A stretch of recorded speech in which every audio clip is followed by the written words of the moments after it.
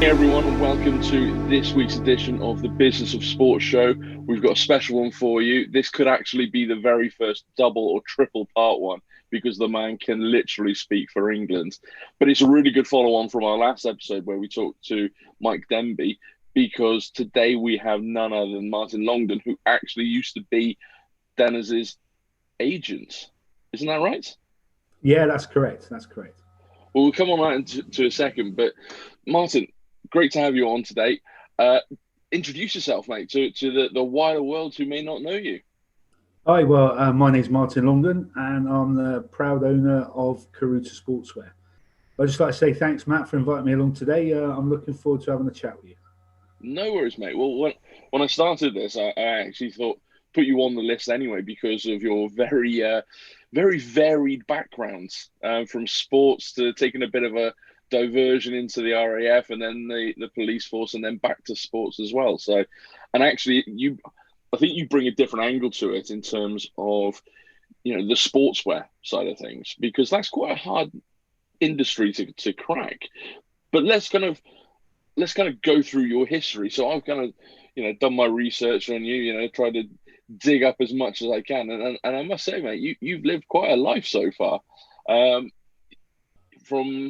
Was it playing for Exeter City football, Bristol City as well, going up against the likes of Gary Lineker, turning your hand at rugby and playing for Bristol. And as I said, taking that route into the RAF, the police force. I must admit, some of the things I dug up about you in the police force that I can legally share are quite interesting, mate. I read that you were, was it the incident commander on the Exeter bombing or something like that, or some quite big things? I was the ground commander for the Exeter bombing. It was a very testing time, but incredibly interesting as well. And unfortunately, no one was killed. And thank God for that, really. Definitely, mate. And then obviously taking the bite into the sports business world with being an agent and then Karuta. So talk us through your history then, mate. Well, like most young kids, started playing sport, and I was very lucky at a young age. I moved to Weston-super-Mare. I'm not from Weston-super-Mare. My dad was in the Air Force, and that's how we ended up in the town. And when I came down from North Yorkshire, I started playing football, and I got quickly scouted by Bristol City. I was asked to sign for them on schoolboy forms, which I did. At 15, I was pretty fortunate to play for their reserves, so I ran out for the reserves at 15 years of age. Nice. And then the time came up for an apprenticeship, and it was the year when the Bristol City lads had to tear their contracts up. The likes of Jeff Merrick and Tom Ritchie and people like Jerry Sweeney tore their contracts up to basically save the club from financial ruin. So the initial decision really was to take a scholarship to go to Milford School, believe it or not, to do my A levels. But the youth team coach at Bristol City left and went to Exeter and basically cherry picked two of the lads. And all I heard, the conversation I can remember having was, come down, sign an initial apprenticeship to your birthday, and my birthday's a November birthday. And after that, we'll turn you pro. And I just heard the words pro, if I'm really honest. And I couldn't get down there quick enough. So I went down and did pre-season there. So up to that stage, I'd never experienced in my life. It was hard, very hard physically. I was one of three strikers on the books, the other two being Ray Pratt and Tony Kello, who's an absolutely legend of Exeter City. He is the leading goal scorer of all time. Pre-season, Kells picked up an injury, so the manager Brian Godfrey chucked me in pre-season games against Leicester City, which is when I came up against Gary Lineker. And Torquay, who's player manager at the time, was a bloke called Bruce Rioch. People probably remember from his Everton and Aston Villa days, Scottish international, really good player. It basically kicked me around the park for 90 minutes, and then shook my hand at the end of the game, sort of tapped me on the head and sort of said, "Well done, young'un." That was quite a baptism. The season started. Kells was obviously back. Then and he just picked up a slight sort of reoccurrence of his injury, and we had a midweek League Cup game against Newport County, and the gaffer called me in on the Tuesday and said, we're not going to risk Kells on Wednesday tomorrow night. You're in, So I rang my mum and dad. We played Newport County away at the old Somerton Park. Turned up there, a couple of thousand people, I think, sort of, watching. And I played the full 90 minutes. We probably got stuffed 5-1. Obviously, I took it personally, thought it was all my fault. But a certain Mr. John Aldridge scored a hat-trick for Newport County that day. And obviously, John went on and played for Liverpool and Ireland. So, looking back, years gone by, I didn't feel so bad. And the season went all right. I played for reserves. Obviously, I didn't get a look in after that, really. I wouldn't have expected it. But I picked up an injury, which was the start of issues that I had later on as well. I had a hernia in the groin, struggling for fitness, and my contract came to the end. And basically, the club sort of said, we'll give you month to month until you prove your fitness. And it wasn't really what I wanted to hear. I found the season tough. As a young player, what people maybe don't realise, back in the sort of early mid-80s, training, you got kicked about a bit. I had a fair few elbows in my face, and and the reality wasn't a dream. And the issue I sort of had in my head was rugby was my first love, and I made the decision that I was going to walk away from football. And I remember going back home and sitting down with my dad and saying, this isn't what I want. And my dad said, well, best you find yourself a job then, son, because rugby doesn't pay. So I decided to go back to college, basically, and look at doing a couple of A-levels, which really wasn't my bag, but it was filling in time. And then my dad said to me in the December, well, why don't you think about going in the Royal Air Force as a physical training instructor? It's the only service you can go straight in as a PTI. The other two, you have to go in and then remuster after 5 years. And again, being sort of 18, I wanted everything now. So I applied, went and did my vetting, got through, and I joined in the January. I'm really quick. Did my initial training and then had 12 months of living hell, qualified to be a PTI in the Air Force. I was, count sunken board. It was unbelievable, the physical nature, and quite rightly so. You're being a physical training instructor in the military, so it is going to be a physically demanding course. But through my course, I got picked up to play for the Air Force, and at the time I was playing for the Air Force under 21s, which was great. And when I completed my training, I suppose I became, well, in them days was the nearest thing you could become to a pro rugby player. I was playing rugby all around the country for the Air Force, so I was away from work 2 or 3 days a week. And at weekends, by then I joined Bedford. I was playing for Bedford Rugby Club because I was stationed up that way. Things were good, mate. And it was all going well. I broke into the first team at Bedford, and then I was playing in an RAF Cup game, and someone came straight across my left knee and shattered my left knee. Basically, I was in hospital for 3 months, and it was 18 months before I got back on a pitch. And like all people, I worked really hard. I did my rehab, got myself into good physical shape, and thought I was. Looking back now, those gaps I used to see and managed to get through. I was still seeing the gaps, but I couldn't get through. And I'd obviously lost, some pace. And I had been a young sportsman that had sort of relied on my pace as a young kid. I made the national finals in the 200, picked up a silver medal. So pace was very much part of my makeup as well as my physicality and stuff. So it was very difficult. I then got posted down to South Wales and got invited to go to Bristol, and that's when I joined Bristol. And I have to say, it's probably the best club I've ever been associated with in my life. I was really humbled the way they treated me. I was treated as, exactly the same as, the superstars that were there. Bearing in mind, I fortunate in my rugby career to play under 2 England captains, John Orne at Bedford, and I played alongside Richard Harding at Bristol, and the likes of Richard Harding and Dave Sorrell, Pete Pelledri, Pete Stiff, all real legends of Bristol Rugby Club. I was treated as exactly like them. They took me under their wing and made me feel really welcome. And by this time, because predominantly of the state of my knee, the Air Force were on an arm or whether to release me on a medical pension, medical discharge, which I didn't want.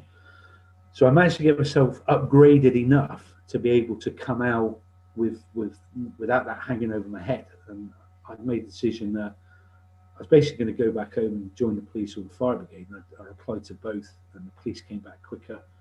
And I went through the interviews, and I was fortunate enough to be offered a position within the Avon and Somerset Police, which I then served for 27 years. And out of that 27 years, I think something like about 24 years, I was a detective, and I did things that I never knew existed. And I experienced things that are just sort of happening in the world today, and they're great memories. And I think the thing with being in the CID and being a detective is very akin to a changing room, a sports changing room.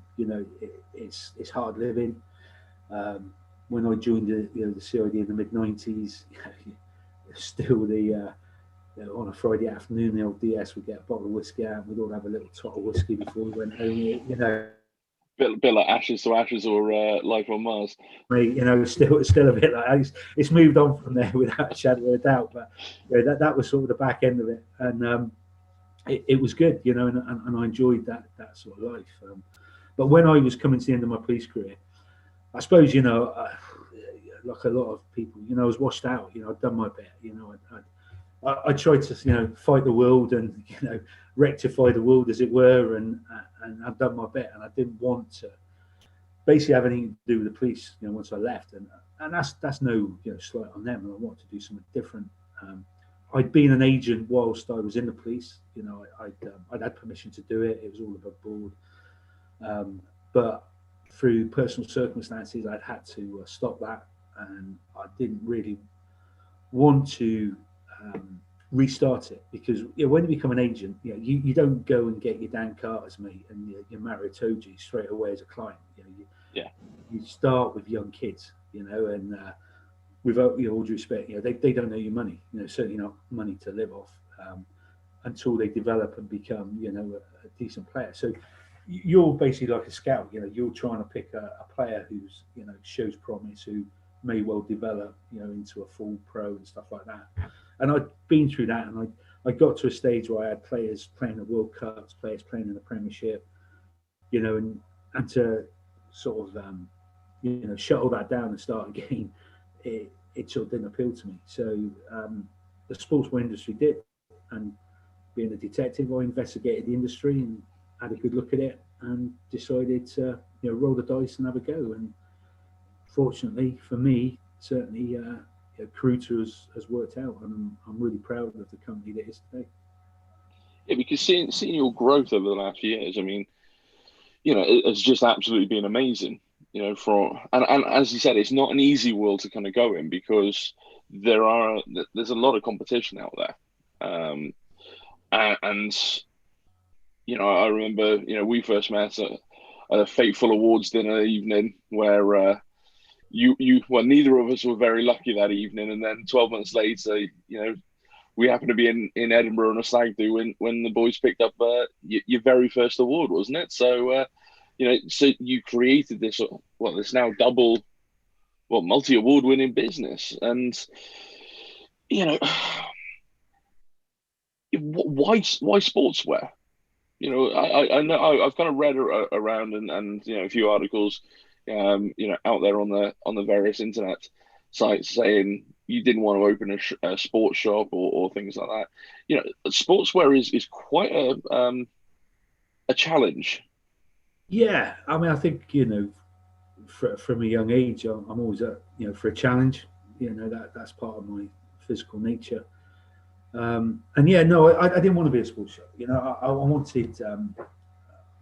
I wanted to sell my own sportswear, something Yeah. that I had created, and I just felt that at that time of my life, I had some financial security, obviously coming out of the police with a pension, and I wanted to do something different, and I wanted to create something that ultimately I am proud of. But initially, it was to create something that I could be proud of, and like I say, fortunately, it has worked out.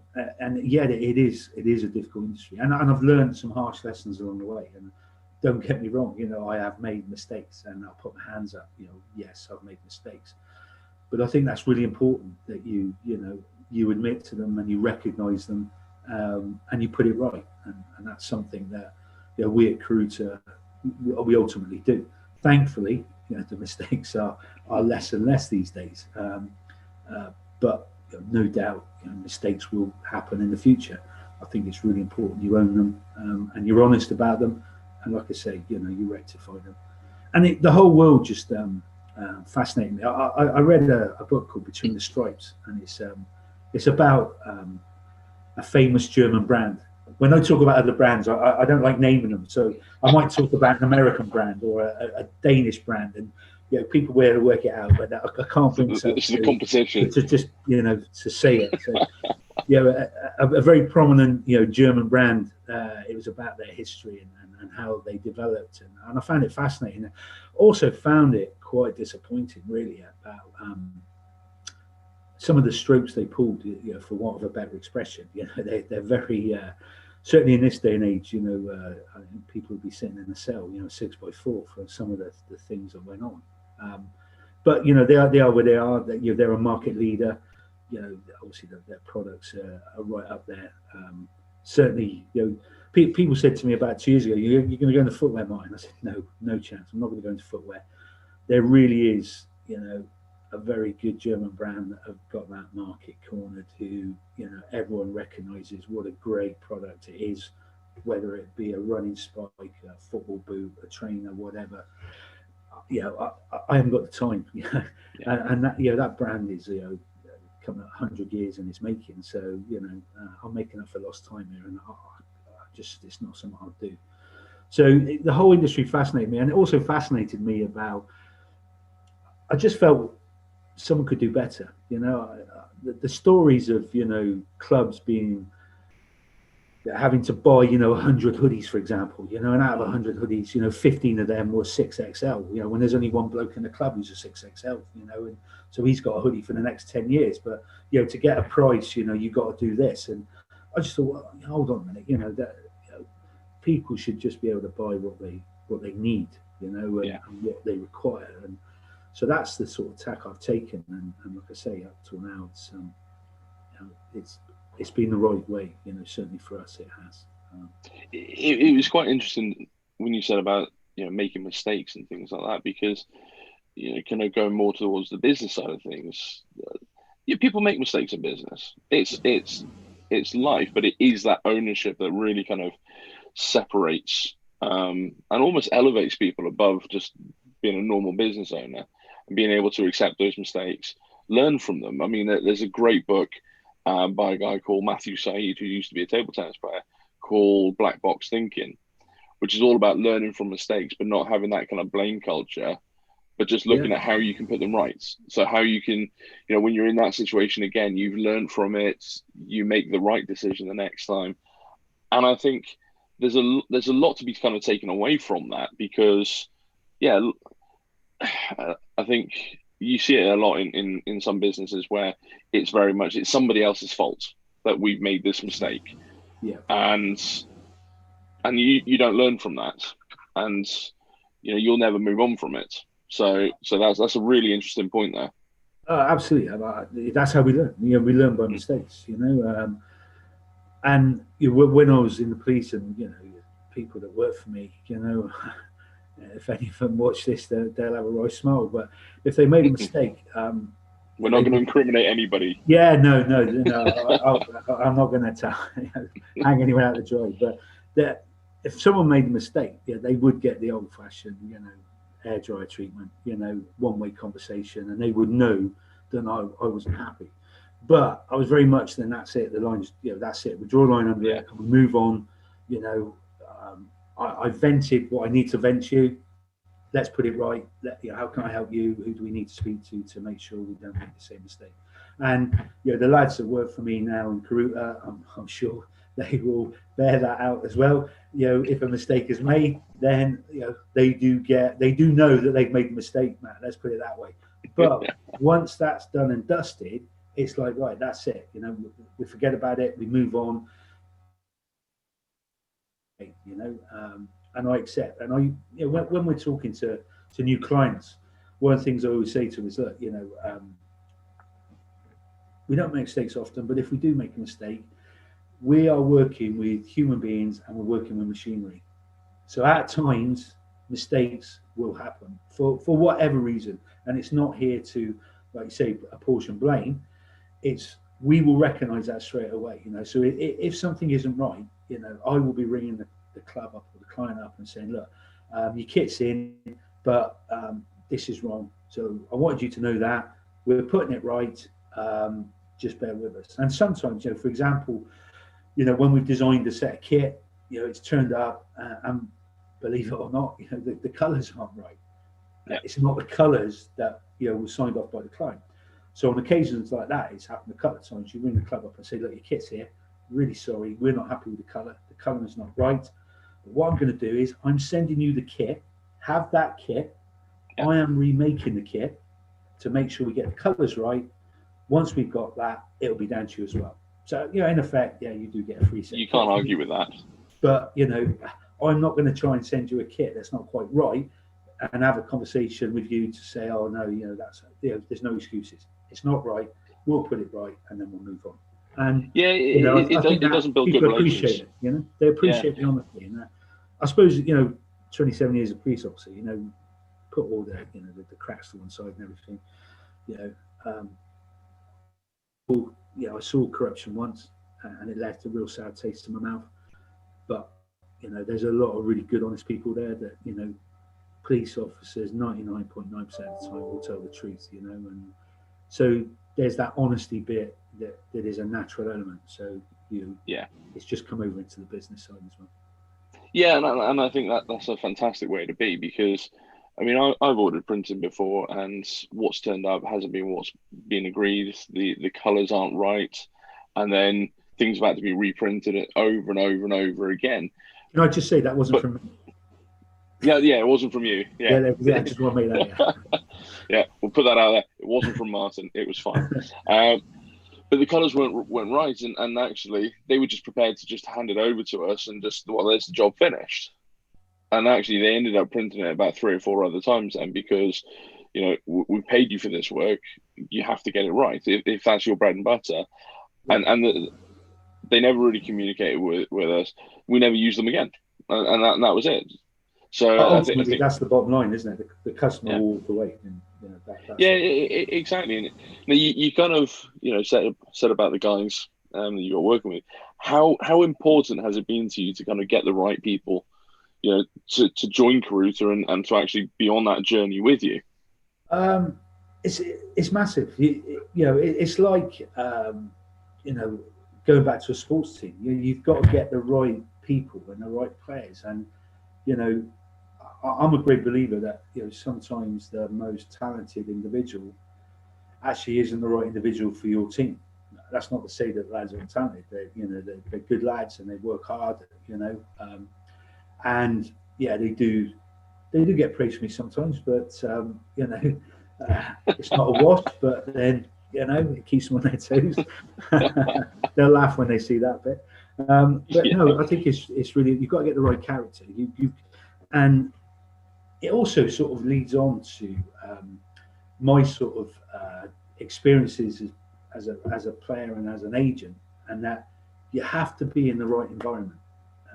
And if you're not in the right environment, you have to have, the strength of conviction to move. And there was times when I was talking to clubs about players, and it became very evident very quickly that this wasn't the environment for this player.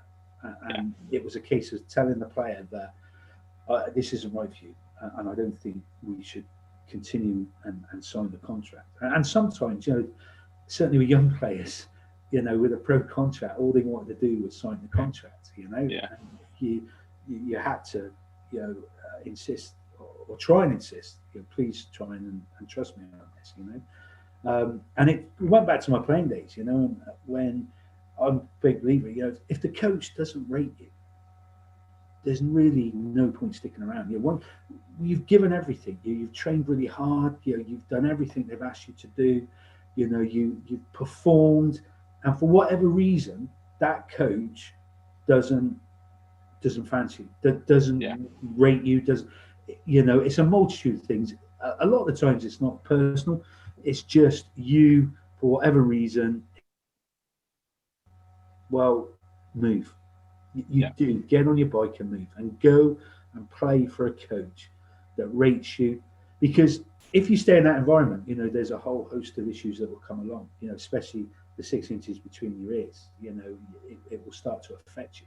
So go to an environment where you feel welcome, where you feel, valued, and I suppose that goes back right to, them early football days, where week after week, I'm getting kicked all around the park, by my own players on the training paddock.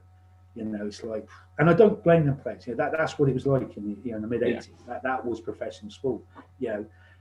I think now there's a lot more, value in the individual, and because it's like anything, whether you're in business or whether you're in sport, you value that individual, and you treat that individual well, you're gonna get so much more from that individual. So I feel really strongly, as the head of Karuta, whatever you want to call it, to create the right atmosphere and environment. We do our banter, and we chat and we talk about things. This morning, believe it or not, we were talking about like the snowflake generation, and we'll just chuck in our thoughts around. Well, it's healthy, get it out there, let's have a chat. And so, and we're all, we've all got sporting backgrounds. So, every time there's a squad announced, be it, England or Wales or whatever, we always have an opinion, don't we? So we always have a little chat about it. So it's, that's important to me, is getting the right individuals and getting people that will support you. It's not just a case of me supporting them. It has to be a two-way street, that when I'm not there, I really hope that, they speak in high terms of me as an individual. Just like, when they're not there, I talk to other people about them and, how pleased I am with what they're doing. It's they may not hear that all the time from me, but I do think that's really important. And when you look at sports teams, you have one individual who goes around and is moaning because he's not getting picked, and he's having a little dig at the person who may be playing in his position and all that. It's not healthy, and that's why I go back to, if the environment's not right, get out of it, because you're a long time not playing, and we're on this earth for such a small time. Let's enjoy it, and let's be with people and be in environments that we enjoy being with, Most definitely, and I think that one of the best examples that I can think of in terms of, the team that kind of works together properly. They may not be the best, but the likes of Leicester City, when they went on that amazing run and won the Premiership, they didn't have the £100 million superstars and things like that. They're guys that had literally come up from the national leagues and could have been considered fish out of water, but they all understood each other. They all played really well. They all worked together. They were one team, regardless of whether they're on the bench or not. And I think that's totally important. And you all you need is that one kind of, rotten apple in the bunch, and that's it then, because there's the negative chat and things like that, and you can't have banter and it's just creates a bad environment. And I certainly know from your team, that the guys, I know you rate them highly. I think they do a fantastic job, and you can always see that you're always pulling in the same direction. Because let's face it, it is a bit of a passion project for all of you as well, and the pride in in your work, and you can see that in the social media posts with the kits that you've got going out there. Even things like the NHS sock campaign that you put out there as well. Again, I think that's one of the things that I kind of like about the whole, almost the Karuta kind of ethos and things like that is that kind of giving back, mentality. And again, read a few other things about you giving back to military charities and things as well. And I think having that kind of social responsibility as well, says a lot about the brand really as well. Yeah, we're really fortunate. We live good lives. When you compare, to people around the world, from different countries, and I think that's really important that we don't lose sight of that. I was approached by Tony Stalls, who at the time was the chairman of the World Deaf Rugby. Yeah. And he just rang me, said, "Mike, I'm sure you've got a spare kit lying around, have you?" Like we have spare kits lying around. But I've been in your office, mate. I've seen there's a lot of samples there. Exactly. Well, fortunately, we did have a set of shirts and a set of shorts and a set of socks. They all were not the same club, but so yeah.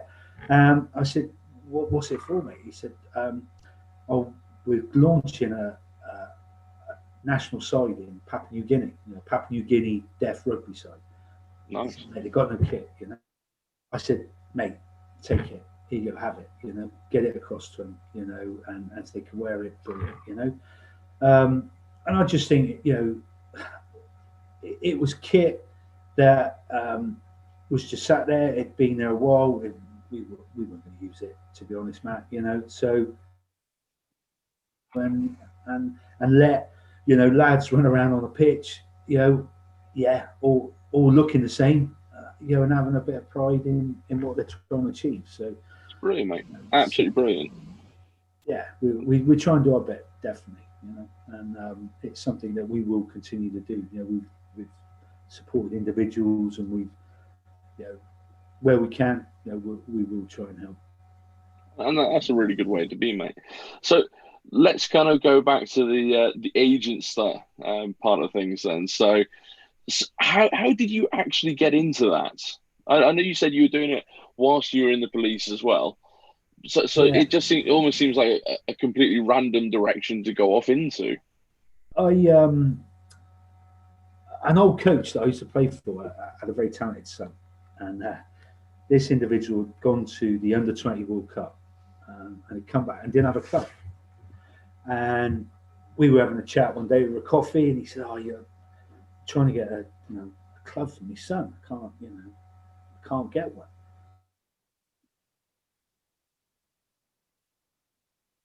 People, you sort of being around the game.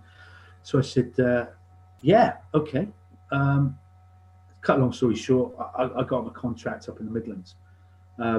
From that, this lad spoke to some of his counterparts. Phone started ringing. "Understand you did this. Any chance you can help me out?" And it just sort of went from there, really. That individual had a background at Harvard College, which helped. So on my sort of days off, if I had a day off, in the week on a Wednesday, I'd ring Alan Davis up, who was the head coach up there at the time, the ex-Wales boy. I'd go, "Alan, you've got a game at home this week?" "Yeah, we're playing, whoever." I just get in the car and drive out there, sit in the stand, and then pick his brains afterwards and say, "Oh, I really like that lad there. Is he with anyone?" No. Come down, Martin. When he comes out, I'll get him over. We have a cup of tea, have a chat with him. So Hartley became a very sort of good recruiting ground for me. I started picking up quite a few sort of Hartley boys who went on and became good players, and from that then it attracted other players. But the thing was, I was a one-man band, so I basically got to a stage where I had 2 players per position. So I'd have like a frontline player and an emerging player, and that's how I wanted to run that agency at the time. So when I was talking to a Premiership club, unlike other agencies, some of the big boys who may have like 10 frontline number 9s on their books, I had 1. So I was going into bat for one player. He was my player, and that's who I was trying to get into that club. I wasn't going to the club and saying which one of these. Here's a catalogue. Yeah, pick which one you want. I just didn't think it was right. I didn't think morally it was right. Because if you've got 10 scrum halves, well, 9 of them you're not working for, are you? Because it's not right. And again, that that seemed to work for me. I sort of managed to bizarrely sort of break into like the Namibian rugby circles, and at one stage I had 5 Namibian internationals, and obviously Namibia went to the World Cup. I suppose the most high profile of mine at the time was a lad called Tinus du Plessis, who was ended up playing at Rosalind, played at Was, real warrior. And then I broke into the Samoans, and I had Fatua Otto, who I brought to Bristol, who did incredibly well. And I had, undoubtedly one of the best sevens players that ever lived in Wally Mai, who was a client of mine as well, who was the World Seven Player of the Year. And Wally was very much wanting to give other Samoan players an opportunity to play, in Europe basically, and obviously being, but with fingers in pies in Italy and France and Spain. If I couldn't get them into England, there was opportunities. So that became fruitful, and at one stage I think I had about 5 of the Samoan national team as well. And it was good, and I enjoyed it. It was a good ride. It was good. Well, I remember some of the chat when we were on that stag do, and you were saying about some of the stories with some of the boys. It sounded like a very good ride at times. The typical kind of rugby environments. So, would you go back to it? No. I think this is it for me now. Karuta is where all my drive and everything is. Like I say, the agent was great, but you're a marriage counsellor. You're a financial advisor. You're a big brother. You're a father. All them things all wrapped into one. So some are great. Some give you no issue whatsoever. They're absolutely brilliant. Others. I remember getting a phone call from Mike Schmid, Canadian international, great bloke, Mike Schmid. He was the director of rugby at Isha when they were in the championship. I had a player there who, let's say, had a bit of a checkered past. If he watches this, he knows who he is, and people that know me will know what I'm talking about as well. But he had a pretty checkered past, but what a player, And I put him up there. He's doing really well, and then Mike rang me up just before Christmas and said, "Oi, do you know where he is?" I said, "What do you mean, do I know where he is?" "Well, where is he?" I said, "You've got a clue, Mike." "Why?" He said, "I haven't seen him since last Friday. We've been around the flat. We tried to not, there's no one there, no answering. The boys can't get hold of him. His phone's off, I went, "Oh, yeah." So first of all, I said, "Well, Mike, have you tried the hospitals? That was my first sort of reaction." And he said, "Yes, there's, I said, "Right, okay, well, leave it with me. Let me make some phone calls." So I phoned a lad down in Weston who was a mate of his, and I won't name him either because you'll know who I'm talking about. So I said, "Oh, where is he?" He went, "Well, do you not know?" I said, "No." He said, "He's in the Caribbean at a wedding." I said, "What?" I said, "It's December. They're having a battle here to stay in the league like that." He said, "Yeah." He said, "He flew out on Saturday. He's out there for the week." I'm like, so I rang Mike Smith back up. I said, "Smitty, I know where he is." He said, "All right, where is he?" I said, "He's in the Caribbean." I said, Mike, I didn't know. I'm sorry. I said, "Sorry, I don't know." He said, "Right," I said, he says, "Gone." He's out the door. He said, "I can't have this." So player comes back, and I wasn't there, but my sort of perception is he sort of strolls back into training, bit of a tan, "Hi guys." Schmitty goes office and promptly says, "Contract's gone, gross misconduct, you're out, gone." Player rings me up from the car park, and I have to laugh even to this day. He brings up, he goes, "All right, Mark?" I said, "Yeah, all right." I was like, "Yeah, good." He said, "You ain't going to believe this." I said, "What?" He said, "They've only sacked me." And it was just I can't believe they've done it. I said, "Well, you've just walked out of the club, been to the Caribbean for a week. You've got it wasn't sanctioned. They're fighting a relegation battle. Yeah, you know. And when Schmidty said to me, "I'm gonna, you know, that's it. I'm terminating the contract," I actually said to him, "You've got an argument with me. I agree. Yeah. I do exactly the same." You know, and I told that to the player. You know, you cannot conduct yourself like that. So yeah, there's things like that, and then there was. I sort of alluded to the fact that the CID environment is very much like a change room. So there's a lot of banter, and you know, it is. It's hard working, hard living. And I remember driving home one night, and my phone went in the car, so I pressed the old button to have it on the old, obviously the hands free, and this voice came on, and it said, "Hi, is that Martin?" I said, "Yes," and I have to say it was in a broad South African accent, which I can't do. He said, "It's Brendan Venter here from Saracens." Yeah, all right, you know, basically sort of do one. I thought it was one of the boys, and I hung up, and I ended up, you know, went home. And I'd been home about sort of 15, 20 minutes. My phone went, you know, and I answered again, and this South African voice came on the line again. He said, "Martin, please don't hang up. It really is Brendan Venter from Saracens. I want to talk to you about signing Petrus du Plessis, one of your players." And I was like, "Oh, Brendan, I'm ever so sorry. I do apologise. I thought it was normal." Sorry. No, real. I've just blown this, haven't I?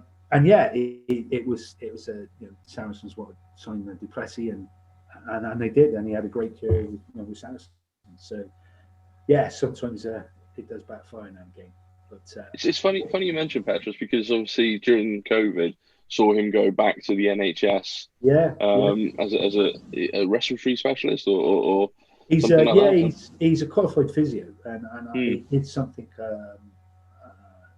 I'm not too sure what, but yeah, he put his gowns on and he went back.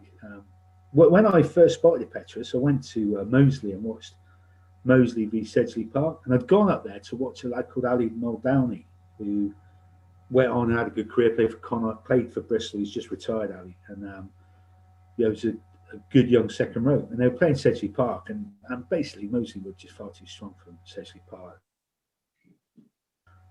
Yeah, I'm not a front row player either. You know, I played in the centre, but I noticed that the Sedgley Park scrum was rock solid. And they were getting beaten by 50 points, you know, but it was absolutely rock. Moseley could not get any leverage over it, you know. And also spotted for Sedgley Park a young second row called Glenn Townsend, who ended up playing for Bristol. I think he's now one of the coaches at Ealing Trailfinders. And I was looking at this, you know, and Petrus will laugh. Little plump, you know, tight head who was sort of waddling around the park. But the scrum wasn't moving. And I had a chat with him afterwards, and he recognised straight away he was a South African lad, and he was over here. He was in his final year qualifying as a physio. But he said, "I really would like, you know, give it a proper go." You know, essentially was sort of part-time then, so he wasn't a full-time pro. And I remember talking to Glenn Delaney at Nottingham about him. Glenn's who's now the Scarlets coach. Scarlets coach, yeah. Lovely bloke. Real. What I find that with all these people, they are such genuine people. You know, yeah, of course, there's a bit of banter, but yeah, there's no slight digs. There's no, you know, they're just really, really good people. That's probably the best way to describe it. And Glenn, I would definitely put up there. And I would, like, you know, regularly be in touch with the Championship head coaches and the Premiership boys as well. So I would know, you know, what they're looking for going forward for the next season. And Glenn had told me he's looking for a tight end. So I said, "Well, what about this, you know, kid at Sedgley, you know, du Plessis?" I said, "He can scrimmage, mate. He can definitely scrimmage." And Glenn had obviously noticed. He said, "Yeah, he can definitely." He said, "Is he one of yours?" I said, "Yeah, he's one of mine. He's just signed to me." Right? He said, "Yeah. If I can get him fit, he can be a real asset." So anyway, he ends up signing on a 2-year deal with Nottingham, and he'd only been at Nottingham. He'd signed in the August, done all pre-season. And the phone call from Venter was sort of end of October. End of October, November. So it's a bit difficult, you know. Then I said, "Well, Brendan, he's on a first year of a 2-year deal. don't worry about that, Mine. We will compensate 9. So, right, okay. So I rang up Glenn. He went, oh, Mine, he's brilliant for us. Scrum's anchored. He said, but I can't stand in the guy's way. So, straight away he was thinking of the play, not the fact that he would probably knock Nottingham's promotion ambitions that year, and he, like I say, eventually went and did really well with Nottingham. But yeah, I never for 1 minute think of me, watching a game of rugby and identifying a tight head prop that would go on and play so many Premiership games and win European trophies, and it's just amazing, really, that little things like in my little brain as a one of them fancy damn backs, I suppose you would call us, Matt. The scrum's not moving. Well, so the prop's got to be a good prop. That was basically it in my head, and I was lucky. I got lucky with that one, definitely. Well, he's doing some good things. I know I follow him on Instagram, and he's certainly taking his scrum coaching and some of the stuff that he's doing. You can see why the scrums didn't move. He knows his stuff. Scientifically, I just think he's way ahead, of anyone or anything that has been before. Really taken it to a scientific art. Massively. He's got this. I sort of saw the other day. He's got this like monitor thing now for stresses on the neck, so you can see how much you're going and how So taking it to that kind of granular level, and all of that has pretty much come from you sitting in the stands and watching a solid scrum. I think it had a lot to do with his ability, to be perfectly honest. It's all about moments. Determination, yeah. I might be a grain of sand, mate. That's about it. Modest, very modest, mate. So, I mean, we could talk for hours. I mean, we could probably do an entire separate episode just on the tales of a rugby agent. That might be one that is 18 plus rated probably for some of the stories. And I do know the player that you were talking about that went on the Caribbean holiday. So kind of going back to the kind of business side of things, what would be your kind of 3 tips that you would kind of either kind of give to a player to ensure their future, or to people starting businesses in potentially a challenging industry? Because let's face it, everything that's kind of gone on over the last few months with COVID-19 and the lockdowns and things like that, there are going to be a lot of people who are going to end up starting their own businesses and kind of starting at that very moment and looking up the mountain and thinking that there's a long way to go before we reach that kind of successful layer. What would be your 3 kind of tips to them? I think there are sort of 3 areas that I would sort of say that. One of them is you've got to believe in what you're doing. You've got to have total belief that embarking on is really important and passionate to you. You have to be passionate, and I think from that your personal values come, and your attention to detail, your honesty, it is all wrapped up in that belief, and that's really, really important. If you don't believe, you're not going to come out the other side. That's the bottom line. The other thing as well is it goes back to sort of the sporting environment. Is when I said don't play for someone that doesn't rate you. Don't work with people that don't rate you. Don't deal with people. I deal with manufacturers. The manufacturing base I have in the UK is owned by a very, very, very successful businessman, and obviously doesn't just make for Karuta. He makes for some other very well recognised brands. I trust him implicitly, and he advises me as well, and that's the relationship we've got, and that's really important, is to understand, always take advice. Some of it you may not agree with, but there will be bits in there that you really do need to listen to, and that's really important, and especially people with the experience of the industry, and the other ones is your personal qualities.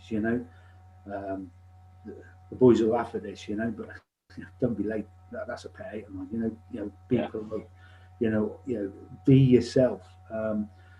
People said to me when I first started that people sell from people, people buy from people. And I was a little bit skeptical of that. It's like, surely, it's what you've got, what you're selling is your product, which obviously has to be right. But yeah, I mean, people that I've been fortunate to deal with, I seem to, have created a bond with, and we've got on well, and and always be personal with that individual. Yes, you're wanting to land a club. I wanted to land a club. I wanted to a new contract, whatever. But there's also a person sat there, and that person has a history, has a family, and it'd be rude, not to inquire and just as you would do when you meet someone normally. How are you? Your family, you're married or whatever, you've got kids, all that type of thing. Because it's getting to know that individual. I want to know who I'm dealing with, and that individual wants to know who they're dealing with. So I think that personal touch. So it would be wrapped up in them sort of three areas. Is where I would say you've got to have total belief. You've got to have your personal values of honesty and determination, and trust, and then your personal characteristics of being on time, present well. I know when I go, if I'm talking to a pro football or pro rugby club, yes, I will put a jacket on, and I will go, and it's just simple things, just present yourself properly, Other people, I can turn up in a pair of shorts and a flip flop, and we can sit on the bench and just have a chat. You just got it's them personal characteristics as well, which are all blend in to make the person and the individual you are. That's really important. Would it be a Karuta jacket though? Absolutely. Always on brand, mate. Absolutely, always branded, mate. Yeah, absolutely. Your entire wardrobe at home, Karuta. About polo, I always wear, obviously, me on polo shirts. Do you not wear anything else? Well, I've got actually quite a few nice, quite expensive polo shirts, but they've been sat in the wardrobe now for 5 years because I can't bring myself to wear them. But the other brands. That's it. So final thing then, mate. What's next for Karuta? I think what's really important is, we become recognised and known nationally. That's it. We do have clubs all over the country, and it's building on that and being a brand that when clubs are naturally looking to change to try another sports brand, it's a case of that we're in the mix. We get mentioned alongside maybe some of the other brands that are out there. That's really where I hope to go in the next sort of 12, 18 months. Fantastic, mate. Fantastic. And knowing your growth, I'm absolutely sure you will get there. Probably sooner rather than later as well, mate. So you should be proud. Yeah, thank you very much. And thanks for inviting me. It's been great. I really Pleasure, appreciate it. And I hope everything goes well for you. It's always good to see people doing well, and that's important. I appreciate it, mate. Well, thanks for joining us. Make sure you subscribe to the channel. Martin, where can people find you? www.karuta-sportswear.com. Go and check us out, and then check us out on Twitter, Facebook, and Instagram as well. Go and have a look at some of the designs and some of the things we've done. Perfect. We'll put the links in the description for the video as well. But thanks for giving up your time today. Thanks for joining us. It's been a really good chat, and we'll no doubt book another one in, mate, because there's plenty more to talk about. Yeah, great. No, I look forward to it. Thanks very much. Perfect. Thanks, everyone. Make sure you subscribe to the channel.